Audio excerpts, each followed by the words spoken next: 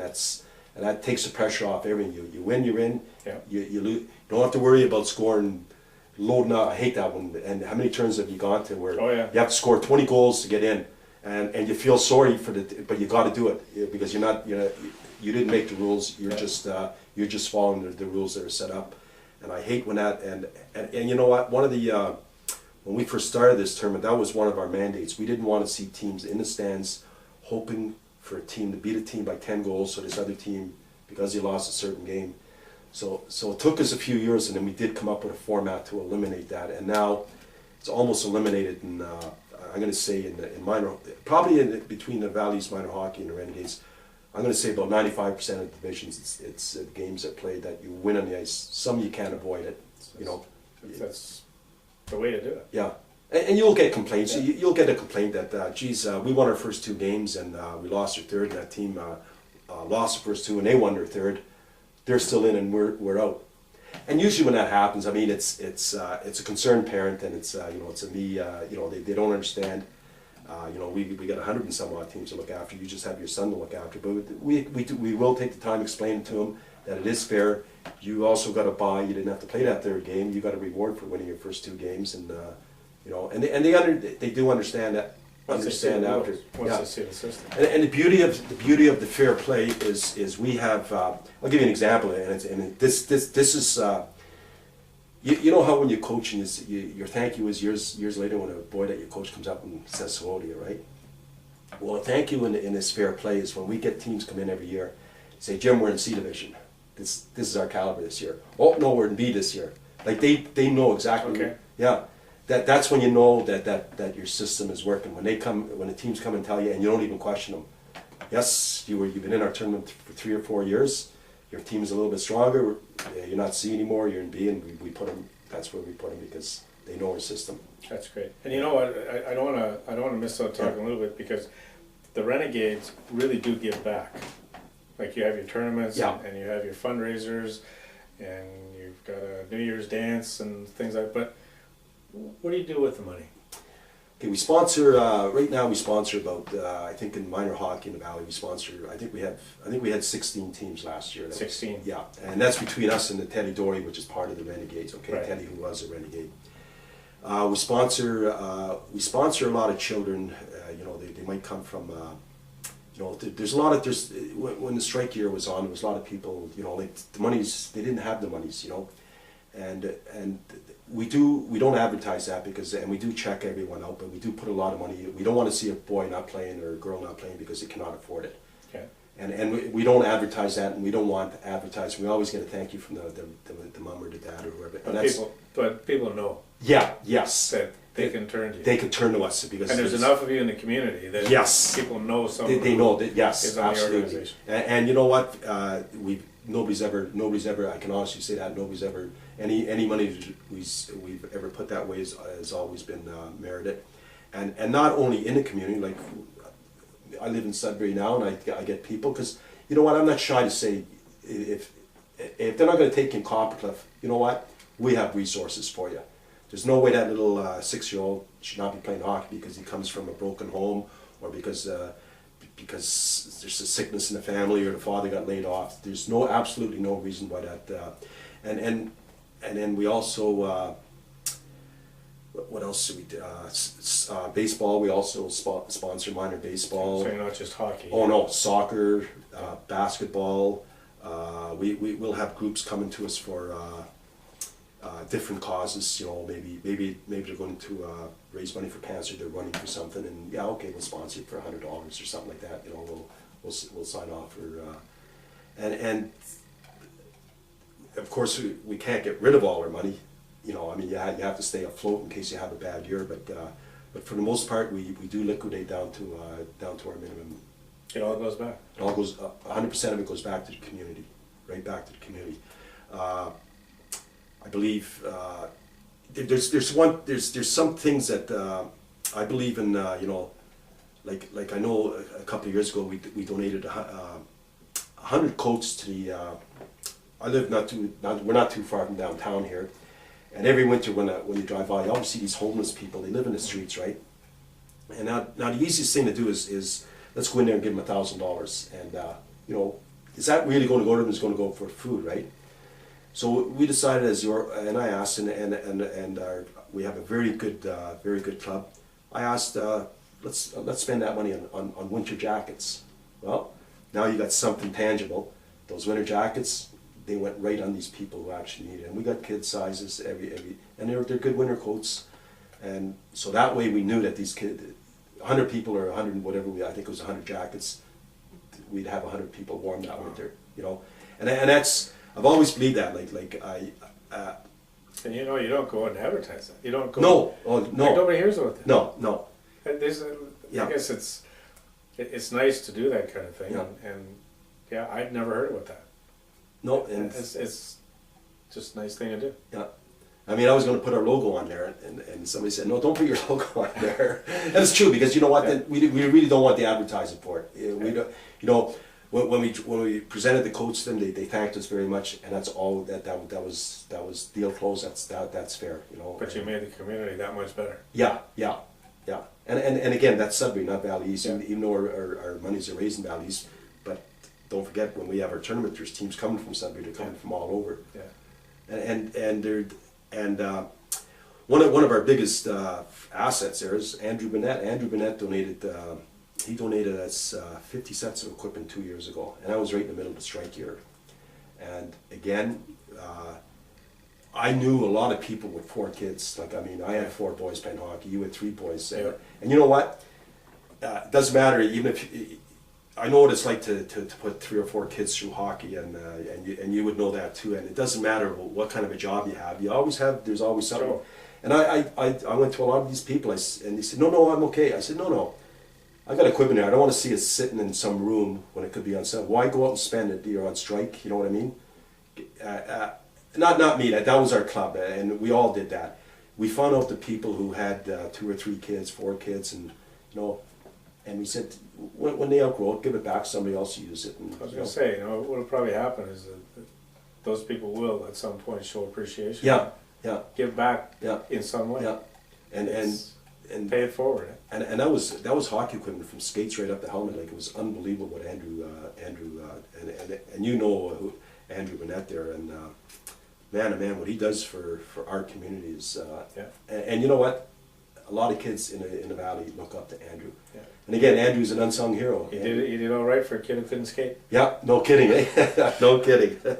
Just won a scoring championship in almost every league he played. Yeah, he sure did. And he's still not finished. He's still playing. Yeah, still playing, still loves the game. Yeah. No, it's we do have an interview with Andrew that's going to be coming up too, and we're going to hear about his perspective on sport from a professional athlete's point of view. It's because he's gone through. He's gone through it. That's right. At that level, but I think that, you know, the Renegades organization is just kind of proof of an organization that can actually do something without necessarily being involved in running a community program. Like you run your tournament. Yeah. And you help out other organizations like the minor hockey and soccer associations. But it's not like you are the organizers of their year-long sports program. No. It's a group of guys that got together and said, let's do something to help out. Yeah. And started with something that became fun and grew, and now you're in a position, you must really feel satisfied knowing that there's a bunch of younger people who have come through the system that are now your key people on your organization. Absolutely. You know it's going to continue. Exactly. It's there for the long haul. These are the people that are living in the community now. And they're the driving force now. The Renegades. They're the driving force now behind the Renegades. It's unbelievable. And you know what? Again, everything comes back. Believe it or not, the success of the Renegades is fair play.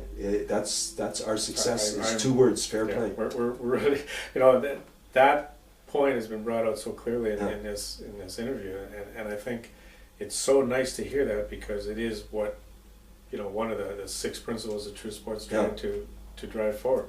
Giving back is another one of those principles. You know, Bob, having fun. One year, this is funny. One year, I think it was about the second or third year of the Valley East Renegades, and all of a sudden, I hadn't got into a new format yet because we were so stagnant. We weren't, we were maybe getting 30, 40 teams a year, 50 teams, right? Oh, your last tournament of the year. Yeah. Like a lot of times people had put their equipment away. Yeah, so we weren't a couple weeks. So I knew it would take time to establish, and I remember this one year we had 22 novice teams, no A, B, C, 22, right? Came down to 2 teams, right? When that tournament was over, I looked and I said, 22 teams, we gave 2 prizes out. How stupid! Like that is not right. I felt so I couldn't do anything when I got the teams, right?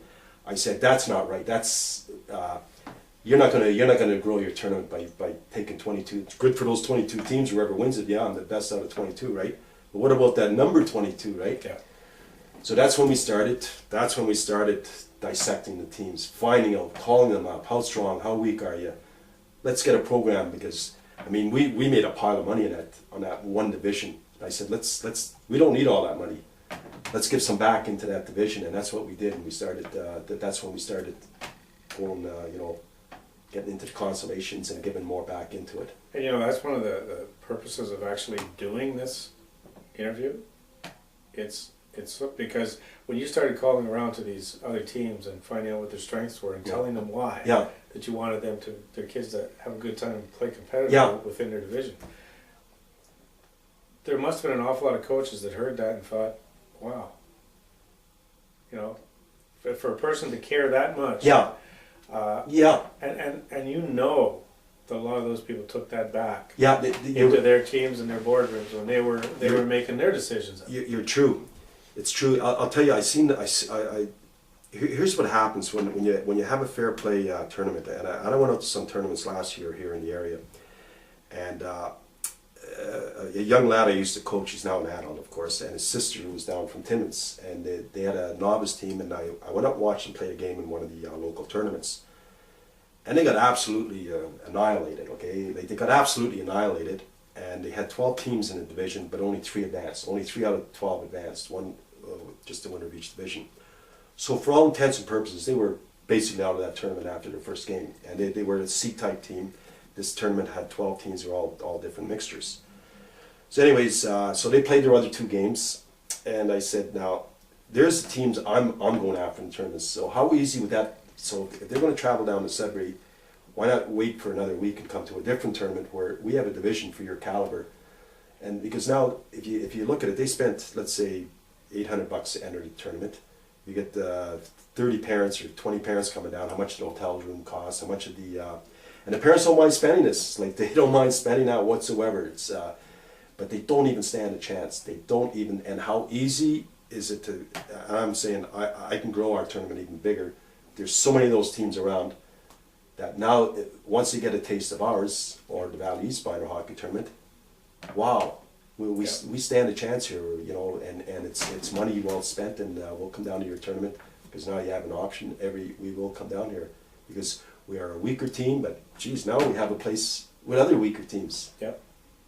And teams, fair play. That's what it comes down to. Yeah. And you're right. Like a lot of, I think every association, that is their mandate. It is your mandate, but you really have to do something to move it forward. You can't just say. It doesn't just happen. It doesn't. You have to make it happen. And you have to be looking for innovation and creative ways to make it happen. And you are going to fall flat sometimes. Oh, definitely. And you're going to have controversy from the parents because a lot of parents don't like change. But you know what? When they see a finished product on the ice, when you see some of these kids that never touch the puck in a game because they're playing on a mixed team and I'm talking about the younger level. By the time they hit Pee Wee, you know what? It balances out. It balances out. These kids have been through the system, and they played on a C team. They've advanced up to the A team, and by the time they hit Pee Wee, well, you know what? There is no more tier system there, and you know what? It's pretty good hockey. Those weak kids that you've seen they don't look that weak anymore. No, they just don't look that, and they do touch the puck. They're a little bit older. They're a little bit wiser. But if the organizations will take steps forward, they have. I mean, it's a wild blue yonder out there what they can accomplish. It is, and it's been happening in the Valley I've been there since 1976, and I've seen our hockey grow, and I've seen our community grow, and I've seen our coaches get better, and I've seen the kids get better, and I've seen our system has been the same, and you know what? We're still at the top of our system. Yeah. That's even getting better because the kids are touching the puck. And you know, it's going to be great. We're kind of out of time now, but I think I am going to come back one more time and talk to you, because we really do have to deal with this topic of changing goalies on the fly side. Great idea. That's an inside. That's a classic. That's an inside story, but we'll get to it sometime. Jim McLoughlin, one of the founders of the Renegades, and keeping the Renegades going, and keeping keeping the right kind of sport in the Valley. I mean, you've got all the right motives and all the right principles, and it seems like you got a good group of people coming up behind you. So got a great group of people. That's what makes it all. That's the stir. That's it. That's the straw that stirs everything. And fantastic group. So I think the Renegades are a really good example, and if anybody is interested in finding out more about the Renegades, is there a particular? Do you have a website? Yeah, verenegades.ca. verenegades.ca. Yeah. It's worth going and seeing. Yeah. Jim, thanks a lot. Thank you, Bob. It's been a pleasure.